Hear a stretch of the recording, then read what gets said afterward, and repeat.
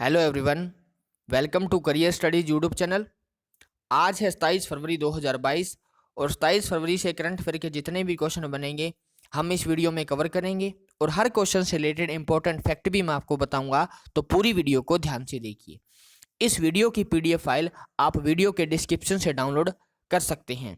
Video के and में मैं आपसे एक क्वेश्चन पूछूंगा जिसका आंसर आपने कमेंट बॉक्स के अंदर बताना है। तो चलिए स्टार्ट करते हैं आज के पहले क्वेश्चन से।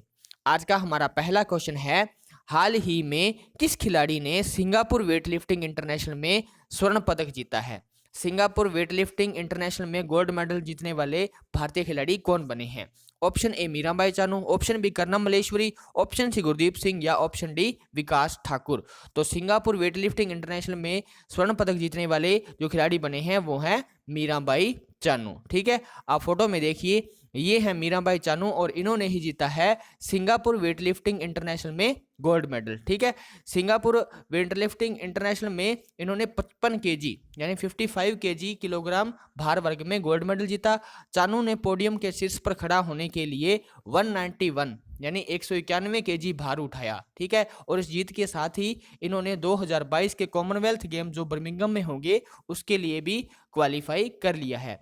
इससे पहले इन्होंने टोक्यो ओलंपिक 2020 में भी रजत पदक जीता था। ठीक है, यानी सिल्वर मेडल जीता था। तो सिंगापुर वेटलिफ्टिंग इंटरनेशनल में गोल्ड मेडल जीतने वाले खिलाड़ी बने हैं मीराबाई चानू। अच्छा, ये कहाँ के हैं मीराबाई चानू? मीराबाई चानू है मणिपुर के। ठीक है, ये क्वेश्चन भी पूछ सकते हैं कि मीराबाई चानू है वो कहाँ के हैं? वो है मणिपुर के। ठीक है, चलते हैं नेक्स्ट क्वेश्चन पे। हाल ही में T20 में सबसे ज्यादा रन बनाने वाले बल्लेबाज कौन बने हैं? सुपर इंपॉर्टेंट क्वेश्चन है ये, आने वाले एग्जाम में जरूर पूछा जाएगा ये क्वेश्चन। तो T20 में सबसे ज्यादा रन बनाने वाले जो बल्लेबाज बने हैं वो बने हैं ऑप्शन बी रोहित शर्मा। ठीक है, रोहित शर्मा ने अभी मार्टिन गुप्टिल और विराट कोहली को पीछे छोड़कर यह कारनामा करके दिखाया है और अब ये T20 इंटरनेशनल में सबसे ज्यादा रन बनाने वाले बल्लेबाज बन गए हैं। ठीक है, अगर पूछे भारत की रैंकिंग क्या है T20 में, ये 3 क्वेश्चन बनेंगे। इस क्वेश्चन से 3 क्वेश्चन और बनते हैं, वो भी आपको याद रखनी है। ठीक है, अगर पूछ ले T20 रैंकिंग में भारत का स्थान क्या है? पहला। ठीक है, और दूसरे स्थान पर कौन है? इंग्लैंड। ठीक है, उसके बाद में अगर पूछ ले वनडे में भारत की क्या रैंकिंग, मतलब ओडीआई में भारत की क्या रैंकिंग है, तो वो है चौथी। ठीक है, वैसे ये रैंकिंग चेंज होती रहती है। ठीक है, उसके बाद में अगर टेस्ट की बात करें तो टेस्ट में भारत की रैंकिंग क्या है? सेकंड। एक बार फिर से बोल देता हूं, T20 में भारत की रैंकिंग है पहली, टेस्ट में भारत की रैंकिंग है सेकंड और ओडीआई में भारत की रैंकिंग है चौथी। ठीक है, तो T20 में सबसे ज्यादा रन बनाने वाले जो बल्लेबाज बने हैं वो बने हैं रोहित शर्मा। चलते हैं अगले क्वेश्चन पे। हाल ही में किस कंपनी ने भारत को 12वां P8I समुद्री गश्ती विमान वितरित किया है? तो भारत को 12वां P8I समुद्री गश्ती विमान वितरित किया है बोइंग कंपनी ने। ठीक है, नेवी को अमेरिका स्थित यानी इंडियन नेवी को अमेरिका स्थित एरोस्पेस कंपनी जिसका नाम है बोइंग, ये भी पूछ सकते हैं कि कहाँ की कंपनी है ये यूएसए की है। ठीक है, इसने 12वां पनडुब्बी रोधक युद्धक विमान P8I प्राप्त हुआ है। यह 4 अतिरिक्त विमानों में से चौथा है जिसके लिए 2016 में अनुबंध पर हस्ताक्षर किए थे। कब एग्रीमेंट हुआ था? ये 2016 के अंदर एग्रीमेंट हुआ था। अब बात आई है नेवी की, तो नेवी चीफ कौन है अपने इंडियन नेवी के चीफ कौन है? तो वो है एडमिरल आर हरि कुमार। ठीक है, और अगर बात करें नेवी की, इंडियन नेवी की स्थापना कब हुई थी? तो वो हुई थी 26 जनवरी 1950 को। ये भी आपने याद रखना है। तो 12वां P8I समुद्री गश्ती विमान वितरित किया है भारत को बोइंग कंपनी ने, जो कि अमेरिका की एक एरोस्पेस कंपनी है। चलते हैं नेक्स्ट क्वेश्चन पे। द ग्रेट टेक गेम नामक पुस्तक किसके द्वारा लिखी गई है? तो द ग्रेट टेक गेम नामक पुस्तक को लिखा है अनिरुद्ध सूरी ने। ठीक है, अनिरुद्ध सूरी ने लिखा है द ग्रेट टेक गेम नामक पुस्तक। इस बुक को हार्पर कोलिन्स इंडिया ने प्रकाशित किया है। इस बुक में लेखक इस बात का रोड मैप तैयार करता है कि किसी भी देश को प्रौद्योगिकी प्रधान युग के सफल बनाने के लिए अपनी रणनीतिक योजना कैसे विकसित करनी है। ठीक है, अब ये क्वेश्चन आया है बुक से, तो कुछ और बुक्स हैं जो कि इस महीने में सुपर इंपॉर्टेंट थी, उसको हम देखते हैं। ठीक है। प्रियम गांधी ने एक बुक लिखी थी a nation to protect. Navdeep Singh Gill ने एक बुक लिखी थी हाल ही में नीरज चोपड़ा के ऊपर, गोल्डन बॉय नीरज चोपड़ा। अटल बिहारी वाजपेयी जी की जीवनी लिखी थी सागरिका घोष ने, अटल बिहारी वाजपेयी। उसके बाद में राजीव कुमार भाटिया ने एक बुक लिखी थी Indian African relationship changing horizon. और उमादास गुप्ता ने history of Shri Niketan Rabindranath Tagore. Bill Gates ने एक सुपर इंपॉर्टेंट बुक लिखी थी जिसका नाम था how to prevent the next pandemic. Fearless governance नामक पुस्तक लिखी है किरण बेदी ने, और लिटिल बुक ऑफ इंडिया नामक पुस्तक लिखी है रस्किन बॉन्ड ने। सभी बुक्स सुपर इंपॉर्टेंट है, तो इनके ऑथर आपको याद रखने हैं। चलते हैं अगले क्वेश्चन पे। हिंदुस्तान यूनिलीवर लिमिटेड यानी HUL के गैर कार्यकारी अध्यक्ष यानी नॉन एग्जीक्यूटिव चेयरमैन किसे नियुक्त किया गया है? तो हिंदुस्तान यूनिलीवर लिमिटेड के नॉन एग्जीक्यूटिव चेयरमैन बने हैं नितिन परांजे। आप फोटो में देखिए, ये हैं नितिन परांजे, और इन्हीं को हिंदुस्तान यूनिलीवर लिमिटेड का नॉन एग्जीक्यूटिव चेयर यानी गैर कार्यकारी अध्यक्ष नियुक्त किया गया है। ठीक है। इसके अलावा हिंदुस्तान यूनिलीवर लिमिटेड ने बोर्ड के अध्यक्ष और प्रबंधक निर्देशक को भी का जो पद होता है उसको भी अलग करने की घोषणा की है। ठीक है। अच्छा, अगर पूछ ले हिंदुस्तान यूनिलीवर लिमिटेड के MD एंड CEO कौन है, तो वो है संजीव मेहता। ठीक है, कौन है? संजीव मेहता है हिंदुस्तान यूनिलीवर लिमिटेड के MD एंड CEO। चलते हैं अगले क्वेश्चन पे। हाल ही में डिश टीवी ने अपना ब्रांड एम्बेसडर किसे नियुक्त किया है? सुपर इंपॉर्टेंट क्वेश्चन है ये भी। ठीक है। इस वीडियो का एक एक क्वेश्चन है जो आपको आने वाले हर एक एग्जाम में देखने को मिलेगा, तो एक भी क्वेश्चन को स्किप करना मतलब आपका एक नंबर कम हो सकता है। ठीक है। तो डिश टीवी के जो ब्रांड एम्बेसडर बने हैं वो कौन बने हैं? Option A Rishabh Pant, option B Shahrukh Khan, option C Sachin Tendulkar, या ऑप्शन D MS धोनी। तो डिश टीवी ने अपना ब्रांड एम्बेसडर बनाया है ऋषभ पंत को, यानी ऑप्शन A। ठीक है। इसके अलावा कुछ और ब्रांड एम्बेसडर हैं जिसको हम देखते हैं। एक गेमिंग ऐप है A23, इसके ब्रांड एम्बेसडर बने हैं शाहरुख खान। एडिडास के हाल ही में ब्रांड एम्बेसडर बनी थी मनिका बत्रा। उत्तराखंड राज्य के जो ब्रांड एम्बेसडर बने हैं वो बने हैं अक्षय कुमार। क्वाइन DCX के आयुष्मान खुराना। दिशा पटानी को बनाया गया है बाटा इंडिया का। गेम 24x7 ऋतिक रोशन को अपना ब्रांड एम्बेसडर बनाया है। एक कृषि नेटवर्क ऐप है जिसके ब्रांड एम्बेसडर बने पंकज त्रिपाठी जो कि एक अभिनेता है। और थम्स अप के ब्रांड एम्बेसडर किसे बनाया गया है? शाहरुख खान को। ठीक है। इसके अलावा एक गुरुग्राम में बेटी बचाओ बेटी पढ़ाओ जो योजना चल रही है उसके जो ब्रांड एम्बेसडर बने हैं वो बने हैं तनिष्का कोटिया और रिदिका कोटिया। ये दोनों कौन है? ये दोनों बहनें हैं। ठीक है। तनिष्का कोटिया और रिदिका कोटिया, ये दोनों चेस प्लेयर हैं और दोनों बहनें हैं। तो इस क्वेश्चन से इतना ही। चलते हैं नेक्स्ट क्वेश्चन पे। हाल ही में किस देश में आपातकालीन यानी इमरजेंसी की घोषणा की गई है? तो लिथुआनिया देश में हाल ही में इमरजेंसी की घोषणा की गई है। अच्छा, क्यों की गई है इमरजेंसी की घोषणा? इमरजेंसी की घोषणा क्यों की गई है? क्योंकि रशिया यूक्रेन विवाद की वजह से लिथुआनिया के प्रेसिडेंट गितानोस नौसेदा ने आपातकाल की घोषणा की है, क्योंकि रशिया का बॉर्डर इस देश के साथ लगता है। रशिया के बॉर्डर के साथ में टच होती है लिथुआनिया की बाउंड्री, इसलिए यहाँ के जो प्रेसिडेंट है गितानोस नौसेदा ने आपातकाल की घोषणा कर दी है। अब बात आई है लिथुआनिया की, तो लिथुआनिया की कैपिटल क्या है? विल्निस। लिथुआनिया की जो करेंसी है वो है यूरो, और लिथुआनिया के जो प्रेसिडेंट है वो है गितानस नौसेदा। ठीक है। तो इस क्वेश्चन का जो सही आंसर है वो है ऑप्शन C, लिथुआनिया में आपातकाल की घोषणा की गई है। हाल ही में किसने मनरेगा स्कीम के लिए लोकपाल ऐप लॉन्च की है? अच्छा, मनरेगा की फुल फॉर्म एक एग्जाम के अंदर पूछी गई थी कि मनरेगा की फुल फॉर्म क्या होती है, तो Mahatma Gandhi national rural employment guarantee act. ठीक है। और ये कब स्टार्ट हुई थी? 2006 के अंदर स्टार्ट हुई थी मनरेगा स्कीम। ठीक है। अब ये पूछा है कि मनरेगा स्कीम के लिए जो एक लोकपाल ऐप लॉन्च की है वो किसने लॉन्च की है? तो ये की है हमारे भारत देश के पंचायती राज मिनिस्टर जिनका नाम है गिरिराज सिंह। गिरिराज सिंह ने मनरेगा स्कीम के लिए लोकपाल ऐप लॉन्च की है। इस क्वेश्चन से इतना ही। चलते हैं नेक्स्ट क्वेश्चन पे।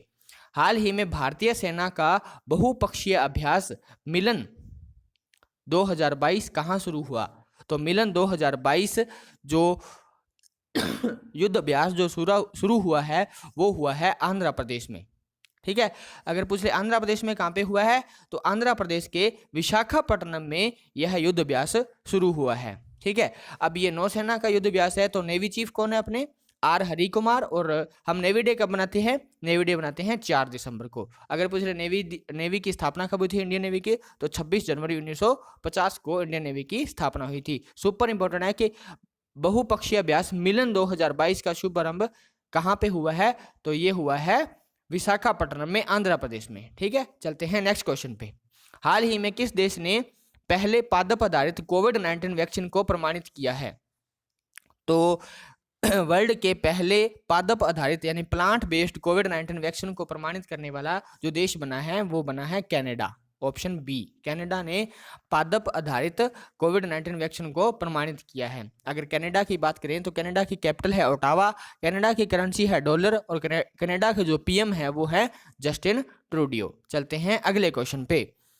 ब्रिकवर्क्स के अनुसार ये क्या है, ब्रिकवर्क्स एक क्रेडिट रेटिंग एजेंसी है। ठीक है। इनके अनुसार वित्त वर्ष 2023 में भारत की जीडीपी कितने % रहने का अनुमान है, तो इन्होंने एक अनुमान दिया है कि भारत की जीडीपी जो है वित्त वर्ष 2023 के अंदर कितनी रहेगी, 8.3% रहने का अनुमान है इनका। ठीक है। 9.5% एक अनुमान दिया था, वो दिया था मूडीज ने, और 8.6% एक अनुमान दिया था, वो दिया था इंडियाज रेटिंग एंड रिसर्च के अकॉर्डिंग। ठीक है। अगर बात करें आईएमएफ ने एक मतलब अनुमान दिया था, रेटिंग एजेंसी ने, आईएमएफ जो वर्ल्ड बैंक की एक शाखा है, आईएमएफ ने एक अनुमान दिया था कि भारत की जीडीपी कितनी रहेगी 2023 में, तो वो रहेगी 9%। ये भी आपने याद रखना है। ब्रिकवर्क्स के हिसाब से 8.3%, 9.5% रहने वाली है मूडीज के अकॉर्डिंग, 8.6% रहने वाली है इंडिया रेटिंग एंड रिसर्च के अकॉर्डिंग, और आईएमएफ के अकॉर्डिंग रहेगी 9%। ठीक है। सभी आपने याद रखने हैं। चलते हैं अगले क्वेश्चन पे।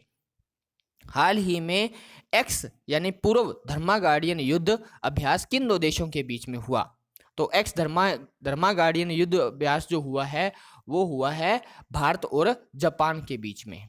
ठीक है। Option A. ठीक है। यह धर्मा गार्डियन युद्ध अभ्यास का 3रा संस्करण है। इंडियन आर्मी की 15वीं battalion, Maratha light infantry regiment और जापानी ग्राउंड सेल्फ डिफेंस फोर्सेज के बीच बेलगाम कर्नाटका में हुआ है। ये कहाँ पे हुआ है, कर्नाटका में यह युद्ध अभ्यास आयोजित हुआ है। अब अगर पूछ ले भारत और अमेरिका के बीच में कौन सा युद्ध अभ्यास होता है, तो भारत और अमेरिका के बीच में होता है युद्ध अभ्यास। ठीक है। इसका नाम युद्ध अभ्यास है। और भारत और ऑस्ट्रेलिया के बीच में जो होता है उसको बोलते हैं ऑस इंडेक्स। और अगर पूछ ले इंडिया और श्रीलंका के बीच में कौन सा होता है, तो वो होता है मित्र शक्ति होता है भारत और श्रीलंका के बीच में। तो धर्मा गार्डियन युद्ध जो युद्ध अभ्यास हुआ है वो हुआ है भारत और जापान के बीच में। ठीक है। कहाँ पे हुआ है ये भी आपने याद रखना है, बेलगाम कर्नाटका में हुआ है। ठीक है। अब बात आई है जापान की, तो जापान की कैपिटल है टोक्यो, जापान की करेंसी है येन, और यहाँ के जो प्रेसिडेंट है वो हैं फूमियो किशिदा। चलते हैं नेक्स्ट क्वेश्चन पे। इंटरनेशनल इंटेलेक्चुअल प्रॉपर्टी इंडेक्स यानी अंतरराष्ट्रीय बौद्धिक संपदा सूचकांक में भारत का क्या स्थान है, तो अंतरराष्ट्रीय बौद्धिक संपदा सूचकांक में भारत का स्थान है 43 नहीं है 43 है, 43 स्थान है भारत का। 55 देशों में भारत का 43वां स्थान है। ठीक है। यह index US chamber of commerce के ग्लोबल इनोवेशन पॉलिसी सेंटर के द्वारा जारी किया गया है। ग्लोबल इनोवेशन पॉलिसी सेंटर के द्वारा जारी किया गया है। अगर पूछ ले इसमें टॉप किसने किया है, अंतर्राष्ट्रीय बौद्धिक संपदा सूचकांक में टॉप किसने किया है, तो वो किया है यूनाइटेड स्टेट ऑफ अमेरिका ने। दूसरे स्थान पे है यूके और तीसरे स्थान पे है जर्मनी। ये भी आपने याद रखना है। पहले स्थान पे है यूके, दूसरे स्थान पे है पहले स्थान पे है यूएस, दूसरे स्थान पे यूके और तीसरे स्थान पे है जर्मनी। ठीक है। और भारत का स्थान है 43rd। ठीक है। Out of 55 countries. ये भी आपने याद रखना है। ठीक है। अच्छा, ये भी पूछ सकते हैं कि इसको जारी किसने किया है, तो इसको जारी किया है इंडेक्स यह इंडेक्स जारी किया है यूएस चैम्बर ऑफ कॉमर्स के ग्लोबल इनोवेशन पॉलिसी सेंटर ने। ठीक है। तो चलते हैं नेक्स्ट क्वेश्चन पे। भारत के नए राष्ट्रीय ई गवर्नेंस डिवीजन का प्रमुख किसे नियुक्त किया है, तो हाल ही में एक नियुक्ति हुई है। भारत के राष्ट्रीय ई गवर्नेंस डिवीजन का प्रमुख नियुक्त किया है अभिषेक सिंह को। ठीक है। ये कौन है, अभिषेक सिंह 1995 के बैच के IAS अधिकारी हैं और डिजिटल इंडिया कॉर्पोरेशन के CEO भी हैं। ठीक है, तो चलते हैं नेक्स्ट क्वेश्चन पे। हाल ही में किस बैंक ने union MSME RuPay credit card को लॉन्च किया है? यूनियन MSME क्रेडिट कार्ड को, रुपे क्रेडिट कार्ड को जो लॉन्च किया है वो किया है यूनियन बैंक ऑफ इंडिया ने। ठीक है, यह credit card union bank of India ने NPCI यानी national payment corporation of India के सहयोग से लॉन्च किया है। यह इंडस्ट्रियल एरिया में अपनी तरह की पहली पहल है। अगर बात करें यूनियन बैंक ऑफ इंडिया की तो इसकी स्थापना हुई थी 1919 में, हेडक्वार्टर है मुंबई में और CEO है राजकिरण राय। ठीक है, तो यूनियन बैंक ऑफ इंडिया का हेडक्वार्टर भी पूछ सकते हैं कहाँ पे है, वो है मुंबई के अंदर। चलते हैं नेक्स्ट क्वेश्चन पे। हाल ही में भारतीय मंदिर वास्तुकला देव्यातनम सम्मेलन का उद्घाटन किसने किया है? भारतीय मंदिर वास्तुकला देव्यातनम सम्मेलन का जो उद्घाटन किया है वो किया है भारत के संस्कृति मंत्री जी किशन रेड्डी ने।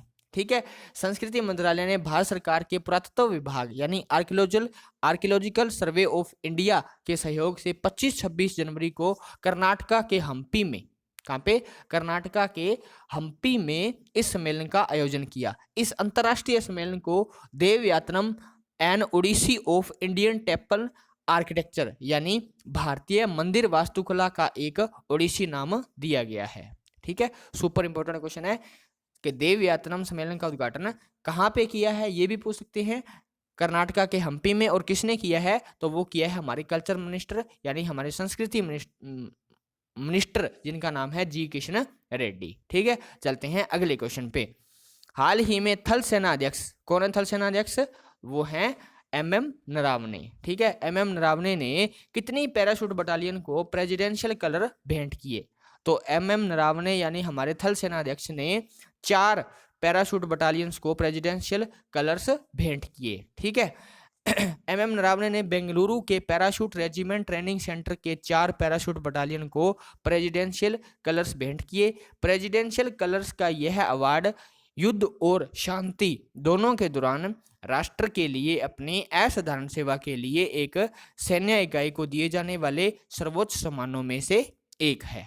ठीक है, तो सुपर इंपॉर्टेंट क्वेश्चन है ये कि कितनी बटालियंस को मिले हैं, तो वो मिले हैं 4 बटालियंस को। ठीक है, अब चलते हैं नेक्स्ट क्वेश्चन पे। अब ये क्वेश्चन वो है जिसका आंसर आपने कमेंट बॉक्स के अंदर बताना है। इस क्वेश्चन के बारे में आपको जितनी भी जानकारी है वो आपने कमेंट बॉक्स के अंदर बतानी है। ठीक है, तो युवा गणितकों के लिए जो रामानुजन अवार्ड मिला है ये किसे प्रदान किया गया है? युवा गणितकों के लिए रामानुजन पुरस्कार किसे प्रदान किया है? Option A Neetu Chhawla, option B Neena Gupta, option C Ranbir Kapoor या ऑप्शन D मनिका बत्रा।